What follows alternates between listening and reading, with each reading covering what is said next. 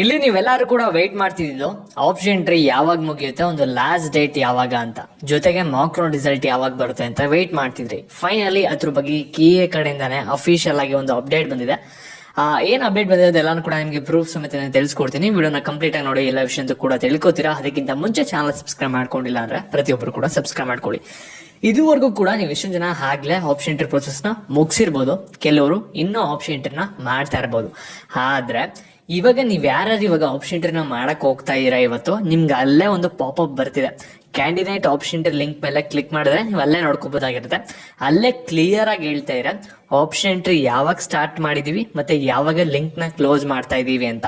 ಇಲ್ಲಿ ನಿಮ್ಗೆ link close ಆಗ್ತಿರೋದು ಬಂದ್ಬಿಟ್ಟು 30ನೇ ತಾರೀಕು ಬೆಳಗ್ಗೆ 8 ಗಂಟೆಗೆ ಕ್ಲೋಸ್ ಆಗ್ತಿದೆ. ಅಷ್ಟು ಒಳಗಡೆ ನೀವು ಆಪ್ಷನ್ ಎಂಟ್ರಿ ಪ್ರೊಸೆಸ್ ನ ಮಾಡಿ ಮುಗಿಸ್ಬೇಕು. 8 ಗಂಟೆ ಆದ್ಮೇಲೆ 30ನೇ ತಾರೀಕು ನೀವೇನಾದ್ರು ಆಪ್ಷನ್ ಎಂಟ್ರಿ ಮಾಡಕ್ ಹೋಯ್ತೀರಾ ಅಂದ್ರೆ ಅದು ಲಿಂಕ್ ಓಪನ್ ಆಗಲ್ಲ, ಸರಿನಾ?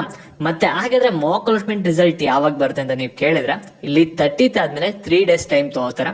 ಅಂದ್ರೆ ಆಗಸ್ಟ್ 3ನೇ ತಾರೀಕು ಅಥವಾ 4ನೇ ತಾರೀಕು ಬರ್ಬೋದು. ಆ ಒಂದು ಡೇಟ್ ಕನ್ಫರ್ಮ್ ಮಾಡ್ತಾರೆ, ಅದಕ್ಕೆ ನೀವು ವೇಟ್ ಮಾಡಿ. ಮತ್ತೆ ವೆಬ್ಸೈಟ್ ಡಿಸೈನಿಂಗ್ ಕೋರ್ಸ್ ಒಂದು ವೆಬಿನಾರ್ ಇರುತ್ತೆ ಇವತ್ತು ಸಂಜೆ 7 ಗಂಟೆಗೆ. ಲಿಂಕ್ ಬಂದ್ಬಿಟ್ಟು ನಿಮಗೆ ಕಮೆಂಟ್ ಸೆಕ್ಷನ್ ಇರುತ್ತೆ. ಒಂದು ಗ್ರೂಪ್ ಜಾಯ್ನ್ ಆಗಿ ನಿಮ್ಗೆ ಫ್ಯೂಚರ್ ಅಪ್ಡೇಟ್ ಸಿಗುತ್ತೆ.